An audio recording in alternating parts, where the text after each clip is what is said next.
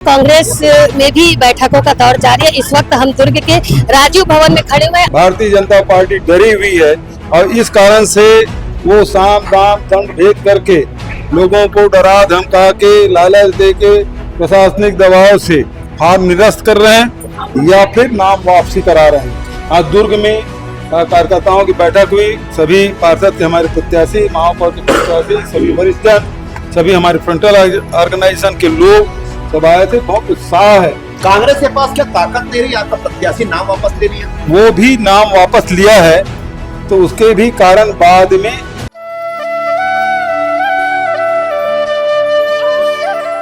नगरीय निकाय चुनाव को लेकर भारतीय जनता पार्टी में जहां लगातार बैठकों का दौर जारी है, वहीं कांग्रेस भी पीछे नहीं है। जी हां, कांग्रेस में भी बैठकों का दौर जारी है। इस वक्त हम दुर्ग के राजीव भवन में खड़े हुए हैं। आप इस देख सकते हैं कि राजीव भवन में यहाँ पर काफी सारे लोग जो है पूर्व महापौर सहित जो वर्तमान महापौर प्रत्याशी प्रेमलता साहू जी है, वो आज राजीव भवन में भूपेश बघेल, पूर्व मुख्यमंत्री भूपेश बघेल का इंतजार कर रहे हैं।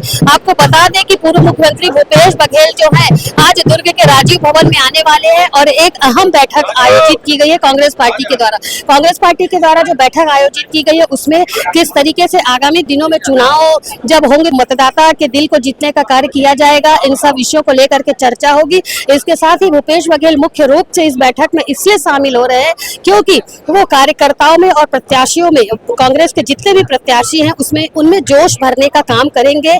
जोश भर करके अब चूंकि चुनावी मैदान में सभी कांग्रेसी कूद पड़े हैं। राजीव भवन में इस वक्त कांग्रेस के सभी वरिष्ठ कार्यकर्ता हैं। यदि हम बात करें तो पूर्व विधायक अरुण वोरा, पूर्व गृह मंत्री ताम्रध्वज साहू, पूर्व महापौर धीरज बाकलीवाल सहित तमाम कांग्रेस के जो प्रत्याशी हैं और जो भी वार्ड पार्षद के लिए अपनी भाग्य आजमाने के लिए चुनाव में खड़े हुए हैं, वो सभी यहाँ पर मौजूद है। बस कुछ ही देर में पूर्व मुख्यमंत्री का आगमन होगा और सभी उनके स्वागत के लिए यहाँ पर खड़े हुए। स्वागत करने के बाद किस तरीके की रणनीति तैयार होगी, ये हम अभी आपको कुछ देर में बताएंगे।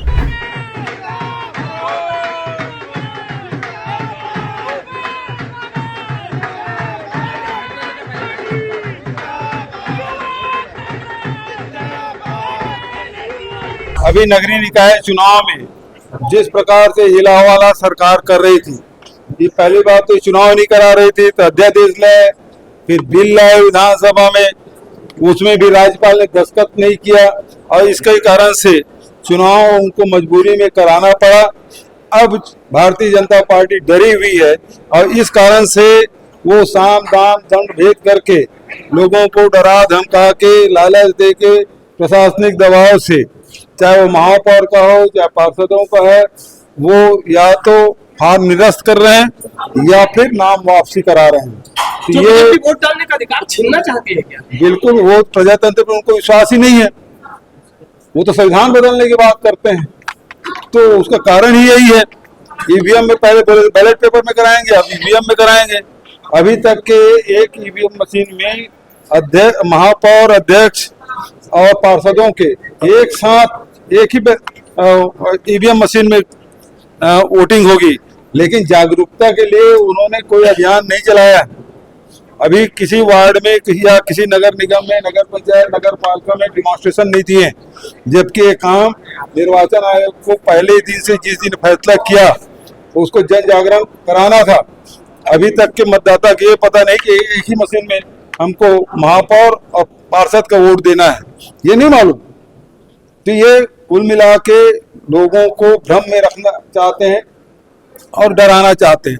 आज दुर्ग में कार्यकर्ताओं की बैठक हुई। सभी पार्षद के हमारे प्रत्याशी, महापौर के प्रत्याशी, सभी वरिष्ठ जन, सभी हमारे फ्रंटल ऑर्गेनाइजेशन के लोग सब आए थे। बहुत उत्साह है और फिर से हम दुर्ग नगर निगम जीतेंगे। कांग्रेस के पास क्या ताकत नहीं रही? आपका प्रत्याशी नाम वापस ले लिया।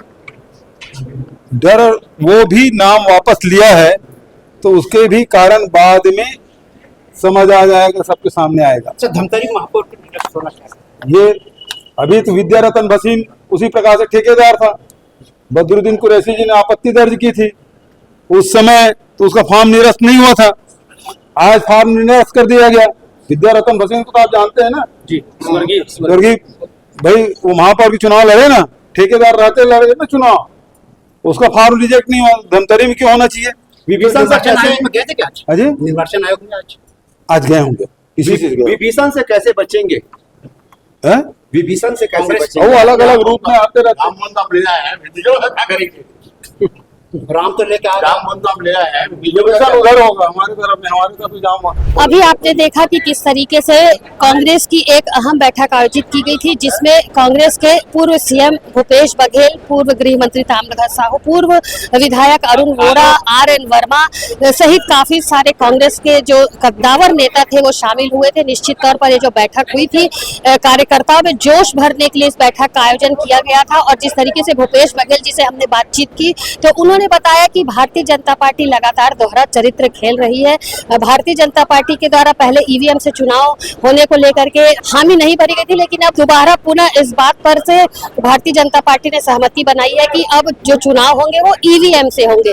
कहीं ना कहीं जो भूपेश बघेल है उन्होंने भारतीय जनता पार्टी पर इल्जाम लगाया है कि भारतीय जनता पार्टी की रीति नीति और उनके कार्यकाल में कुछ भी चीज सही नहीं हो रही है, जिसका परिणाम आगामी दिनों में जनता दिखाएगी और चुनाव भारतीय जनता पार्टी पूरी तरीके से हार रही। निश्चित तौर पर शहर सरकार जो बनेगी वो कांग्रेस की बनेगी। पूर्व सीएम भूपेश बघेल ने जिस तरीके का भरोसा जीत को लेकर के जताया है, कांग्रेस पार्टी को लेकर के जताया है, इन वादों में, इन बातों में, ये बैठक में जिस तरीके के निर्णय लिए गए, इसका कितना फायदा आगामी दिनों में मिलेगा ये देखने वाली बात होगी। फिलहाल मेरे सहयोगी लक्ष्मीकांत देवांगन के साथ दुर्ग से मैं वीना दुबे।